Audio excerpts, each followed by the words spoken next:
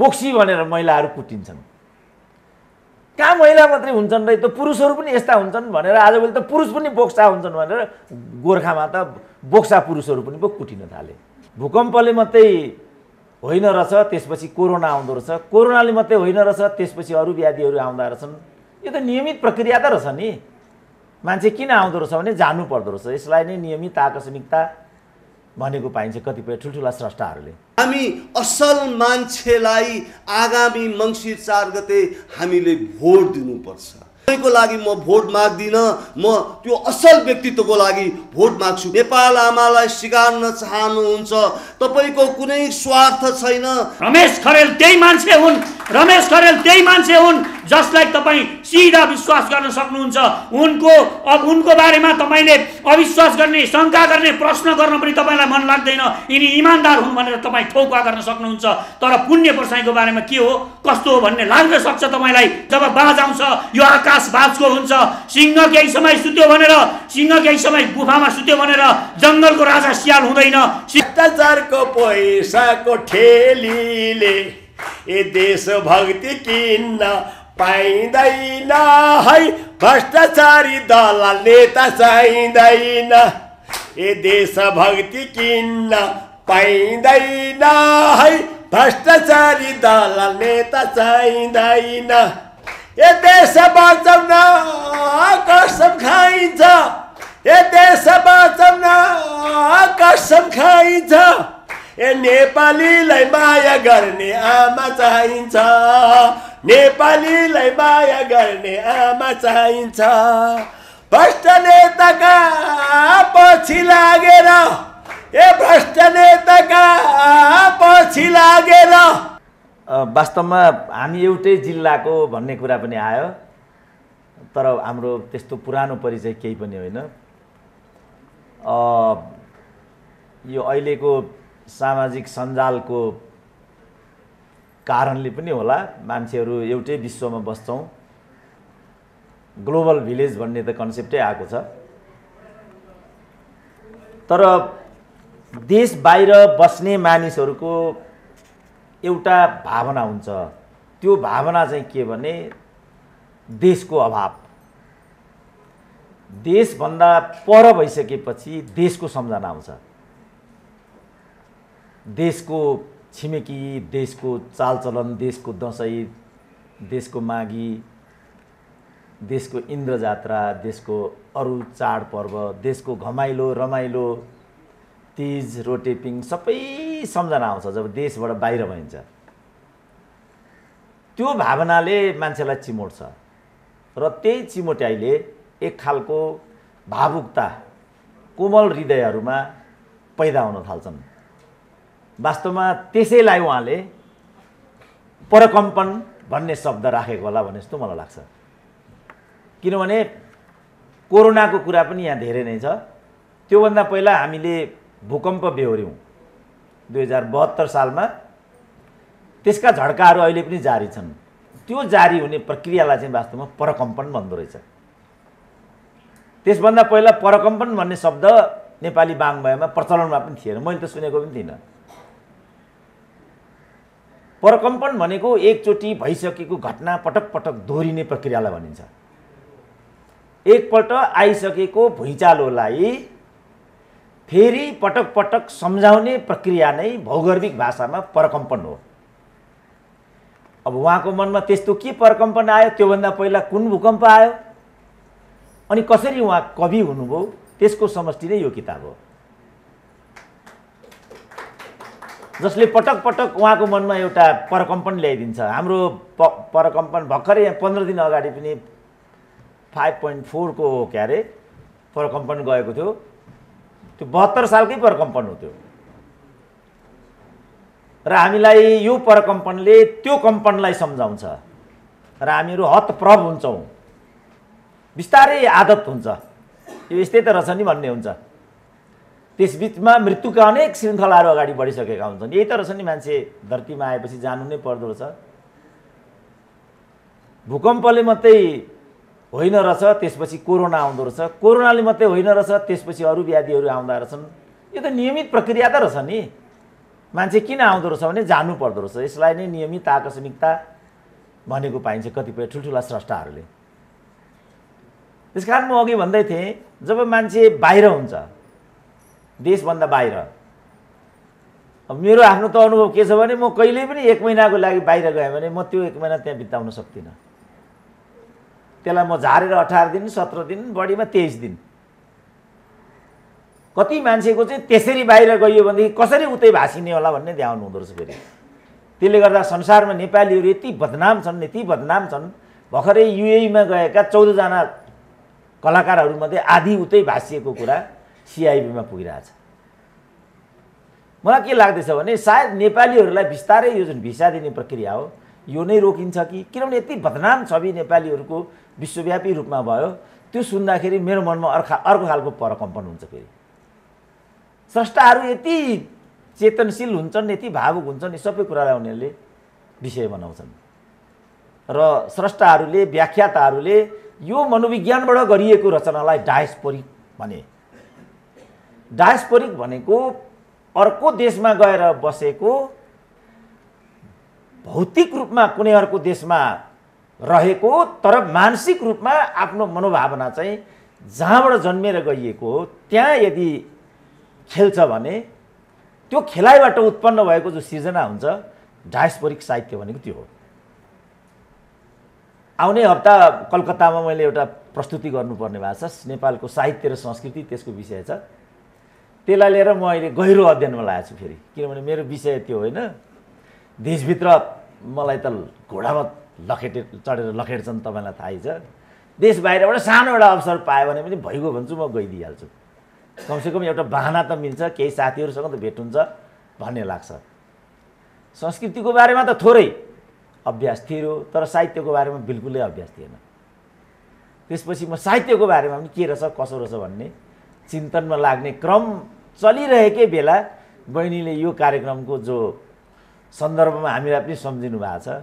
किनभने यस्तो कार्यक्रममा पनि यति तेरो मेरो छ नेपालमा, प्रज्ञा प्रतिष्ठानको कुलपति भएकै बेला यो भनिदिनु राम्रो होला जस्तो लाग्छ मलाई। किन यो अभ्यास हामीले ल्यायौँ?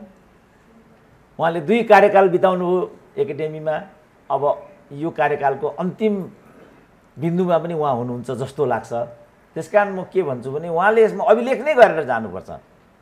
जे अभ्यास साहित्य र वाङ्मय र अन्य क्षेत्रमा समेत हाम्रो रमेशजी त्रिभुवन विश्वविद्यालयसँग पनि आबद्ध हुनुहुन्छ। अहिले ठ्याक्कै 3 वर्ष भयो त्रिभुवन विश्वविद्यालयमा लकडाउन छ। त्यहाँका मान्छेको आँखा छलेर येलो पकडोमा एउटा बैठक बस्दै रहेछन् त्रिभुवन विश्वविद्यालयका पदाधिकारीहरू।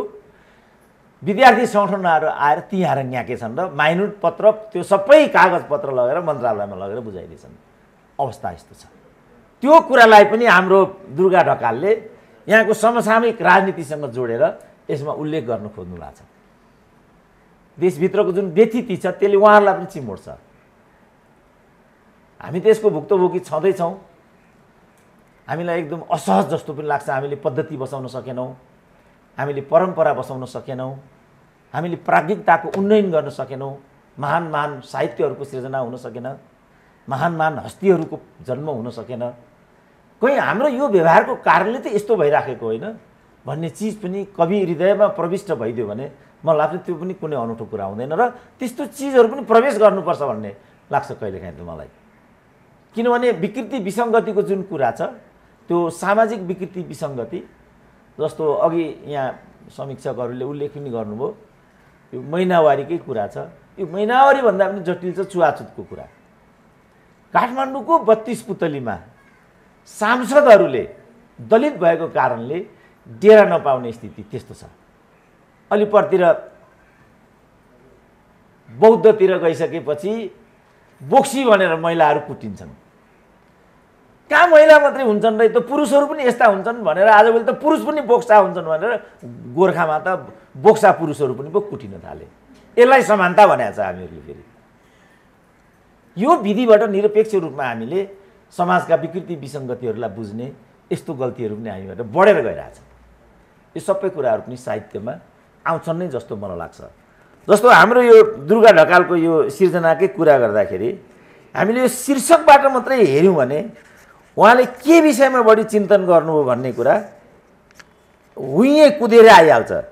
जस्तो यसमा जो 20-30वटा जो सिर्जनाहरू छन्, माथिबाट हेर्दाखेरि नि उहाँले पहिला त आमाकै सम्झना गरिदिनु भयो। अब त आमा पक्कै यतै हुनुहुन्छ होला, उहाँ उता हुनुहुन्छ होला, आमा त यतै हुनुहुन्छ होला।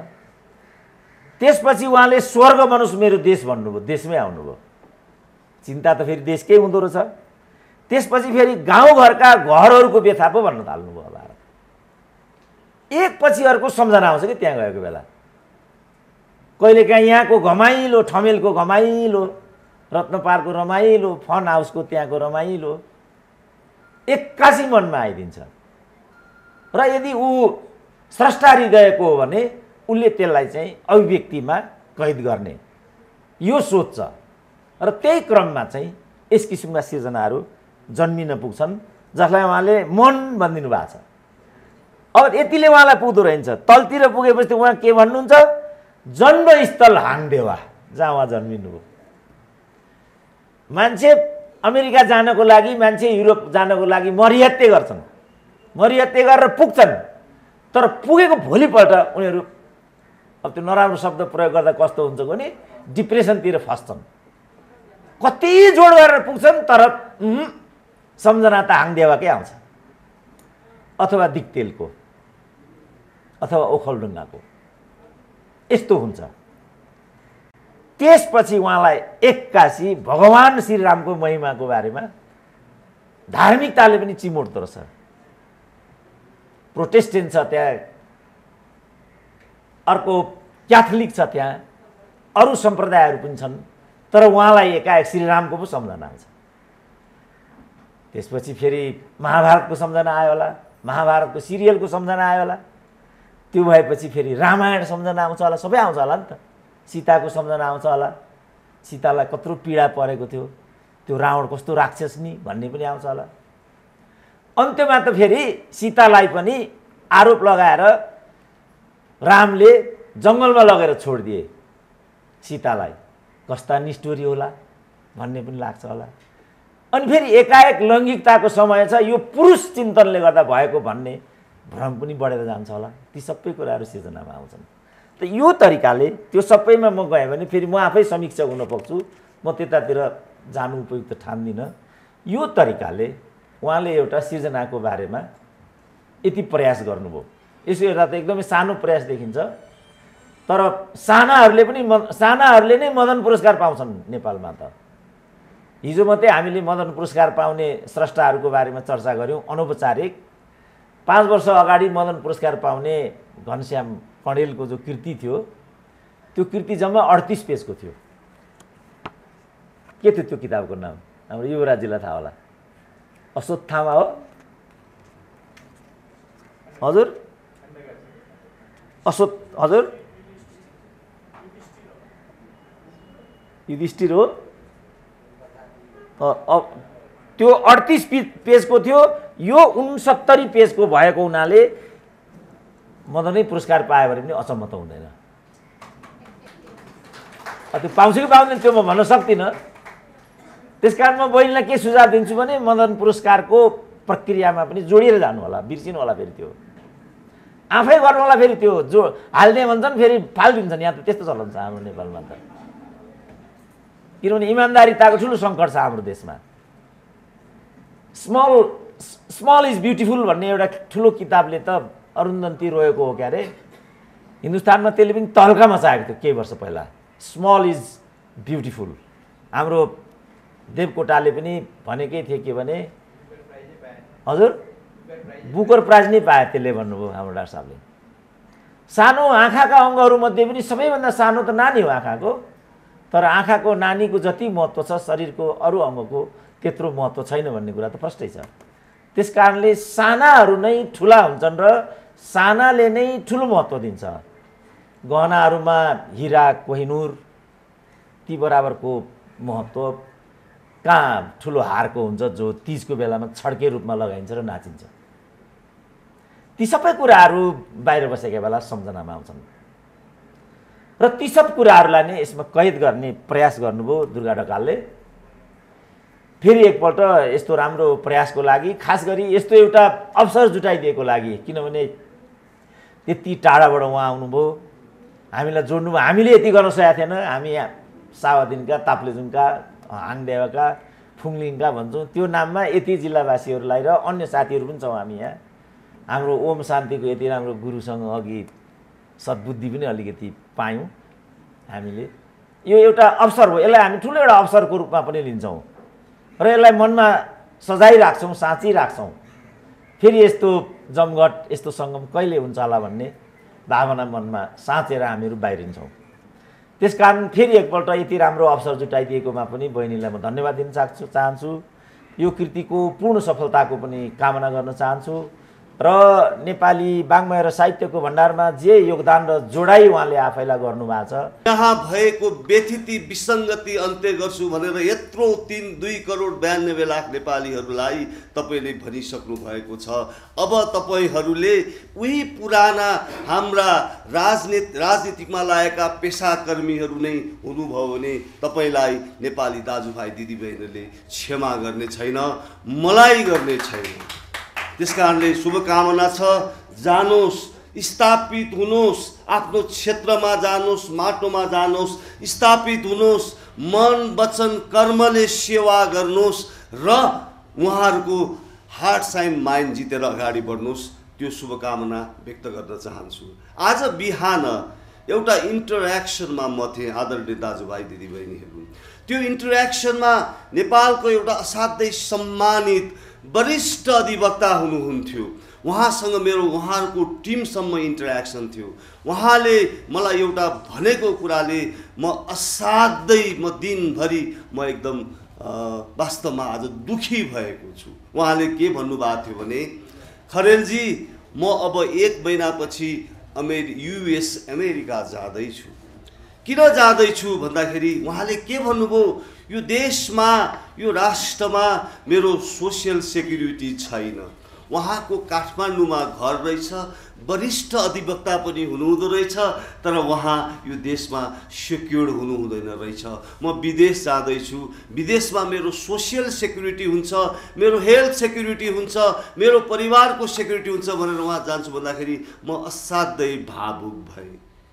हामी अहिले यो नयाँ ध्रुवमा हामी जोडिएका हामी शक्तिहरू यही देशमा सोसियल सेक्युरिटी, हेल्थ सेक्युरिटी, के सेक्युरिटी चाहिन्छ हामी दिनलाई कटिबद्ध छौँ। त्यसैले हामी एक ठाउँमा जोडिएको छौँ।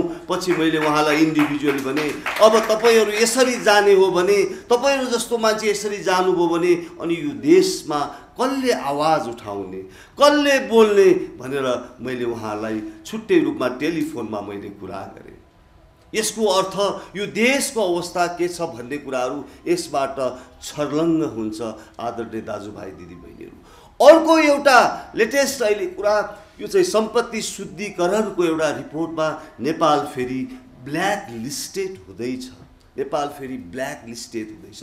कसरी ब्ल्याक लिस्टेड हुँदैछ भन्दाखेरि यो देशमा सीमित व्यक्तिहरूले जसले नेपाल आमालाई दोहन गरिरहनु भएको छ, जसले नेपाल आमाको लागि चिथोरिरहनु भएको छ, त्यस्ता मानिसहरूको कारणले फेरि यो देश ब्ल्याक लिस्टेड हुँदैछ।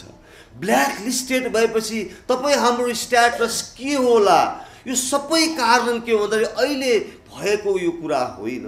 यो विगत 32 वर्षदेखि नै जसरी कुशासनमा उहाँहरू व्याप्त हुनुभयो, त्यही कारणले अहिले यसरी हामी ब्ल्याक लिस्टेड हुँदैछौँ।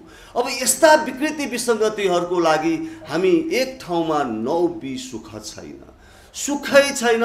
म त आज यो रोस्ट्रमबाट, आजको यो रिपोर्टर्स क्लबबाट अरू साथीहरूलाई नै भन्छु, नेपाल आमालाई माया गर्ने साथीहरूलाई भन्छु, प्लिज छिन्न भिन्न नहुनुहोस्। अझ के त्याग गर्नुपर्छ हामी त्याग गर्न तयार छौँ, के छोड्नुपर्छ छोड्न तयार छौँ। आउनुहोस्, विकृति विसङ्गति बेमानी कुशासनको विरुद्धमा एकै ठाउँमा उभियौँ।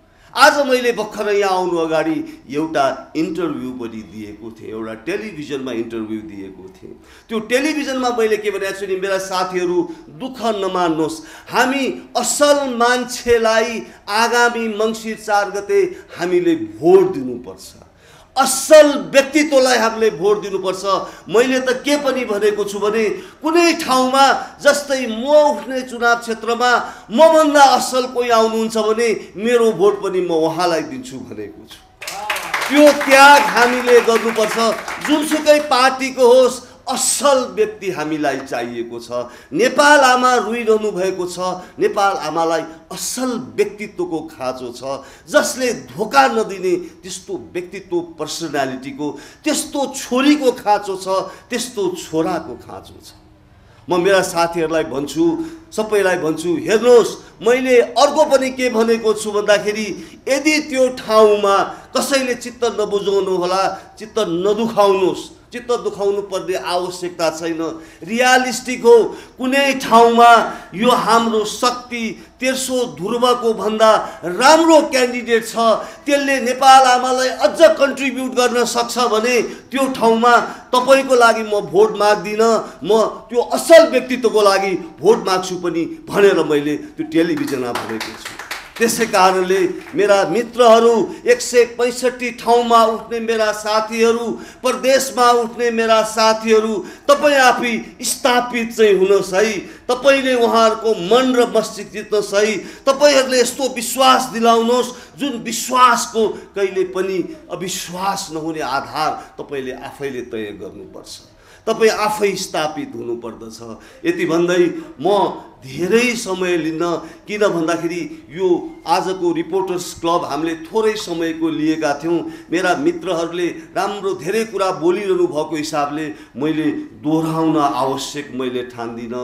र अन्तमा फेरि यो रोस्ट्रमबाट यो देशलाई यदि तपाईँ साँच्चीकै माया गर्नुहुन्छ, नेपाल आमालाई स्वीकार्न चाहनुहुन्छ, तपाईँको कुनै स्वार्थ छैन, तपाईँ कसैबाट सञ्चालित हुनुहुँदैन, तपाईँ पारदर्शी हुनुहुन्छ, तपाईँ रेस्पोन्सिबल हुनुहुन्छ, तपाईँ सुशासन कायम गर्न चाहनुहुन्छ, कानुनी राज्यको स्थापित गर्न चाहनुहुन्छ भने आउनुहोस्, एक ठाउँमा उभियौँ, एक ठाउँमा उभियौँ। म यो समूहको एउटा संयोजकको हिसाबले के त्याग गर्नुपर्छ म त्याग गर्न तयार छु भएर विदेशीहरूको छत्रछायामा हुर्किएर तिनले आफूलाई चाहिँ बचाएका थिए, तिनका विरुद्धमा हामीले उम्मेदवारी दिएका छौँ। ओम प्रकाश खरेलले झापाबाट।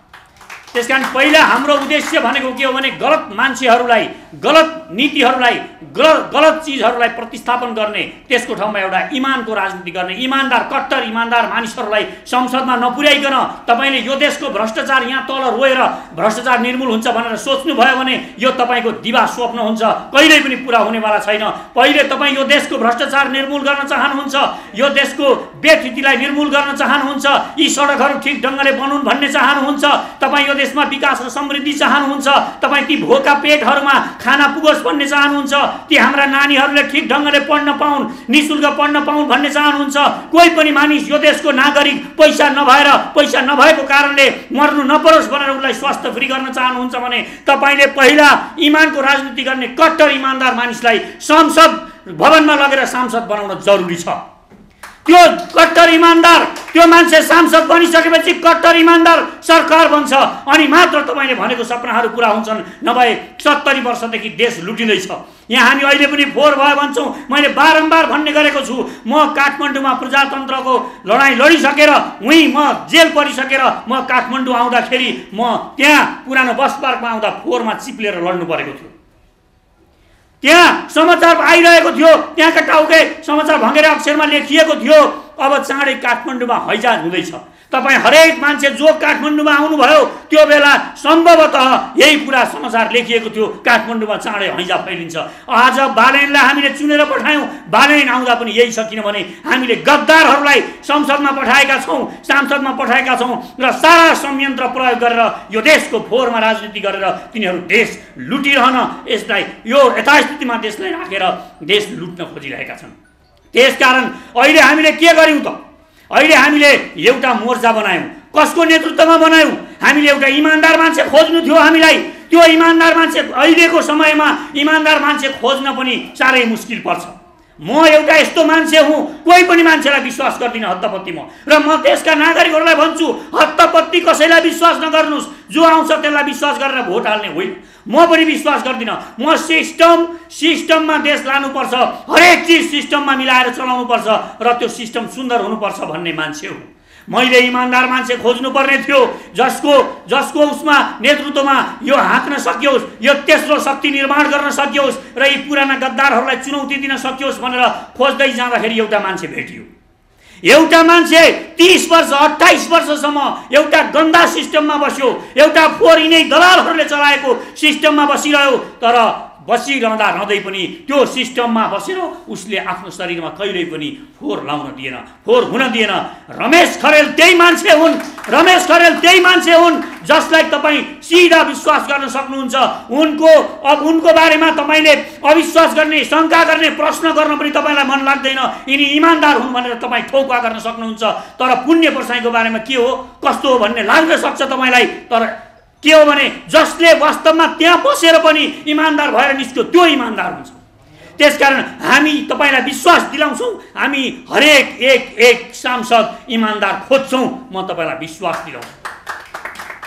र अहिले हामीले पाएका 2 जना सांसदहरू पनि कट्टर इमान्दार हुनुहुन्छ भन्ने म तपाईँलाई विश्वास दिलाउँछु। हाम्रो गङ्गालालजी एउटा सङ्घर्ष हो, उहाँ आफै सङ्घर्ष हो। उहाँले आन्दोलन गरिरहनु भएको छ, रिक्सा लिएर उहाँ देशलाई बिउजाउन हिँडिरहनु भएको छ, एक्लै रिक्सा कुदाएर देशभरि घुमिरहनु भएको छ, एउटा क्रान्तिको बिगुल फुक्दै उहाँ यो देशलाई परिवर्तन गर्नुपर्छ भनेर आउनु भएको छ। हाम्रो ओम प्रकाश खरेलजी हुनुहुन्छ, उहाँ PhD स्कलर हुनुहुन्छ र एउटा बौद्धिक विद्वान मान्छे, दर्जनौं किताबहरू लेख्नु भएको छ। र उहाँको एउटा विचार, उहाँको के मनपर्दो विचार छ भने कोही पनि मान्छे उहाँलाई ढाँटेको थाहा पाउनु भयो भने र कसै पनि मान्छेले उहाँलाई ढाँट्दैछ भन्ने थाहा पाउनु भयो र आर्थिक घोटाला गर्न खोज्यो भने त्यसलाई डन्डा चलाउने सबैभन्दा प्रखर मान्छे हाम्रो पार्टीमा उहाँ हो।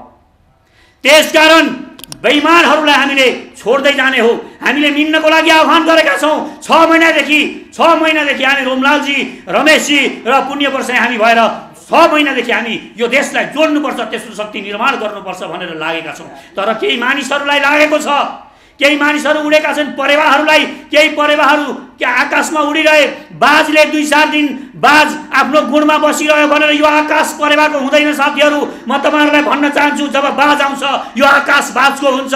सिंह केही समय सुत्यो भनेर, सिंह केही समय गुफामा सुत्यो भनेर जङ्गलको राजा सियाल हुँदैन। सिंह नै जब आउँछ, सिंह आइसकेपछि त्यसले शासन गर्छ। त्यसकारण अब यो स्वतन्त्र राजनीतिक शक्ति नेपालमा उदाइसकेको छ।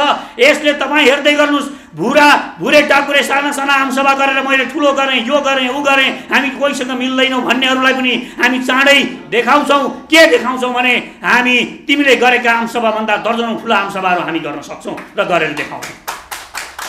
अर्को कुरा यो बुझ्न जरुरी छ, ल केही मानिसहरू सुटुक्क गएर लौरोलाई गएर एउटा बालेनको हाई देखेर लौरो मेरो लौरो हो भनेर सुटुक्क गएर निर्वाचन आयोगमा गएर पार्टी दर्ता गएर लौरो चुनाव चिन्ह बनाउने, अनि लौरो चुनाव चिन्ह लगेर अनि 1 लाखले 2 लाखले म तँलाई सांसद बनाउँछु, लौरोले त जितिहाल्छ नि भनेर बाटोमा माग्दै हिँड्ने अनि सांसद खोज्दै हिँड्ने यस्ता मानिसहरूले देश परिवर्तन गर्न सक्दैनन्। त्यसकारण कहाँ तपाईँ उभिँदै हुनुहुन्छ, कुन ठाउँमा उभिँदै हुनुहुन्छ त्यो ठाउँ तपाईँले चिन्नु भएन। त्यहाँ कसले नेतृत्व गर्दैछ त्यो नेतृत्व चिन्नु भएन भने यो देश फेरि पनि अहिले जसरी गलत नेतृत्वहरूले यो देशलाई भड्कालोमा हालेका छन्, अँध्यारोमा लगेर अँध्यारो गुफामा छिराएर यो देशलाई बर्बाद पारेका छन्, यो देश फेरि त्यस्तै हुन्छ। त्यसकारण म यहाँहरूलाई अनुरोध गर्छु, एउटा कट्टर इमान्दार मान्छेको नेतृत्वमा हामी छौँ। हामीलाई विश्वास छ यो मान्छेले आफू मरेर पनि यो देशलाई धोका दिन सक्दैनन्, यो मातृभूमिलाई धोका दिन सक्दैनन्। यिनले भन्ने कुरामा हामी विश्वास भएपछि जोडिएका हौँ। हामी पनि लडतरो तरिकाले जोडिने मान्छे होइनौँ कोहीसँग। यो कुरा बुझ्न जरुरी छ।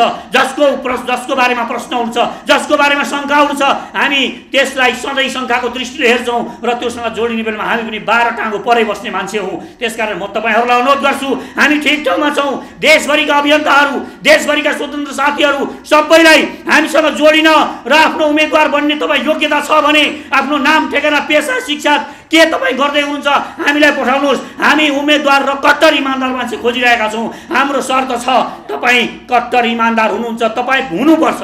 तपाईँ पढेको होला, PhD गरेको होला, तपाईँको PhD तपाईँको कट्टर इमान्दार हुनु भएन भने तपाईँको PhD भोलि त्यही देशका त्यहाँका स्थानीय नागरिकहरूलाई लुट्नको लागि प्रयोग हुन्छ। त्यसकारण तपाईँको बौद्धिकता, तपाईँको क्षमता हामी नागरिकलाई लुट्न दिनेवाला छैनौँ। तपाईँ इमान्दार भएको घोषणा गर्नुहुन्छ, इमान्दार छु भन्नुहुन्छ, आफ्नो सम्पत्ति विवरण तपाईँ बुझाउनुहुन्छ, सब थोक गरेर तयार हुनुहुन्छ भने तपाईँ आउनुहोस्, तपाईँलाई स्वागत छ। र देशभरिबाट मेरो नम्बरमा फोन गर्नुहोस्, रमेशजीकोमा गर्नुहोस्, गोविन्दजीकोमा गर्नुहोस्, ओमजीकोमा गर्नुहोस्, हाम्रो सामाजिक सञ्जालमा सम्पर्क गर्नुहोस्। म इमान्दार छु भन्नुहुन्छ तपाईँ भने आउनुहोस्। हामी एउटा इमान्दार मान्छे प्रदेशमा पनि खोजिरहेका छौँ, एउटा इमान्दार मान्छे हामी संसदमा प्रतिनिधि सभाको सङ्घीय चुनावमा पनि खोजिरहेका छौँ। इमान्दार बनेको घोषणा गरेर तपाईँ आउनुहोस्, तपाईँलाई स्वागत छ। र अन्त्यमा हाम्रा होनहार हाम्रा लिडर्सहरूलाई म शुभकामना दिन चाहन्छु। तपाईँहरूले दिलो ज्यान दिएर लाग्नुपर्छ, तपाईँहरूले आफ्नो सारा शक्ति प्रयोग गर्नुपर्छ।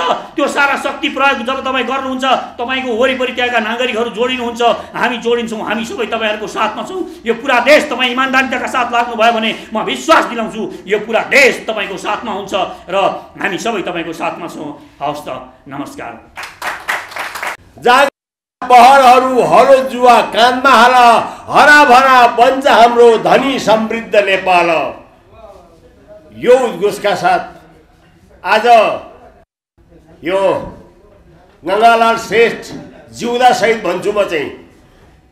गङ्गालाल एकजना गङ्गालाल शहीद हुनुभयो, अर्का गङ्गालाल जिउँदा शहीद हुनुहुन्छ। यहाँ आज हाम्रो प्रतिनिधि सभाको आमा चिन्ह लिएर काभ्रेको 2 नम्बरबाट उठ्नु भएको छ भने अर्का हाम्रा जुधारू युवा ओम प्रकाश खरेलज्यू झापाको 3 नम्बरबाट उठ्नु भएको छ। मलाई आज ओम प्रकाशजीले अलिकति माफ गर्नुपर्ने हुन्छ, किनभने मैले गङ्गालालजीको बारेमा मात्रै अलिकति लेखेँ, तर गीत चाहिँ मैले म 2 जनालाई हुने गरी मैले गीत लेखेको छु। मलाई माफ गर्नु होला ओम प्रकाशजी। पहिलो गङ्गालालजीको बारेमा मैले भन्नै पर्छ, किनभने शहीद गङ्गालाललाई बिर्सने नेपाली हुँदैनन्। त्यसैले जिउँदो गङ्गालाल हामीले आज पाएका छौँ। जिउँदो शहीद गङ्गालाल भनेर मैले आज उद्घोष गरेको छु। शहीद गङ्गालाल जस्तै जीवित गङ्गालाल, शहीद गङ्गालाल जस्तै जीवित गङ्गालाल स्वतन्त्र राजनीति शक्ति बनेका छन् हाल। लोभी पापी भ्रष्टसँग पौठेजोरी खेल्दै ल्याइ पुर्याए यहाँसम्म जीवनको रथ ठेल्दै, ल्याइ पुर्याए यहाँसम्म जीवनको रथ ठेल्दै। जिउँदा शहीद गङ्गालालको सङ्घर्ष र त्याग, जिउँदा शहीद गङ्गालालको सङ्घर्ष र त्याग, राजनीतिक व्यथिति मास्न लगाए दिमाग। उनको आफ्नो निजी स्वार्थ केही पनि छैन, राष्ट्रहितको स्वार्थ बाहेक अरू देखिँदैन, राष्ट्रहितको स्वार्थ बाहेक अरू देखिँदैन। नेपाल आमाको काखमा रम्दै बसेका छन्, नेपाल आमाको काखमा रम्दै बसेका छन्। दुःख पीडा कष्ट खप्दै सधैँ हाँसेका छन्। जनता र देशलाई शिरमाथि राखी शहीदका सिद्धान्तलाई च्यापेका छन् काखी, शहीदका सिद्धान्तलाई च्यापेका छन् काखी। स्वतन्त्रको जनमुखी सुशासन ल्याउन, स्वतन्त्रको जनमुखी सुशासन ल्याउन गङ्गालाल लागेका छन् जनता बिउजाउन। काभ्रे क्षेत्र 2 का सांसद भए उम्मेदवार, हृदयले जनतालाई गर्छन् नमस्कार, हृदयले जनतालाई गर्छन् नमस्कार। एउटा भ्रष्ट संसद छिर्न गङ्गालालले रोक्छन्, एउटा भ्रष्ट संसद छिर्न गङ्गालालले रोक्छन्। गङ्गालालका विरोधीलाई जनताले ठोक्छन्, गङ्गालालका विरोधीलाई जनताले ठोक्छन्।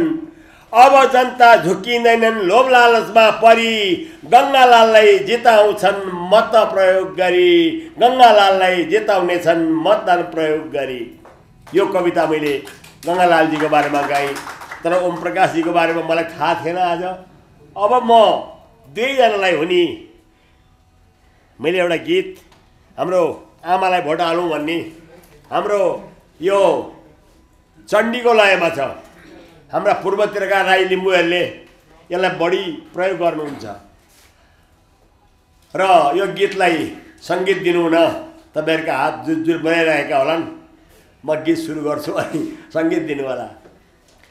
भ्रष्टाचारी नेताका पाराले है दुःख पाए नेपाली साराले, ए भ्रष्टाचारी नेताका पाराले है दुःख पाए नेपाली साराले, ए जनतालाई ढाँटेर देश के हो लुट्तलाई लोकतन्त्र फलाके, ए जनतालाई ढाँटेर देश के हो लुट्तलाई लोकतन्त्र फलाके, दुशासनका कुशासनले, ए दुशासनका कुशासनले, ए नेपालीलाई थिचेको छ अपमानले, नेपालीलाई थिचेको छ अपमानले, दिदी बहिनी हे दाजुभाइ हो, ए सबैलाई माया गर्ने आमा चाहियो,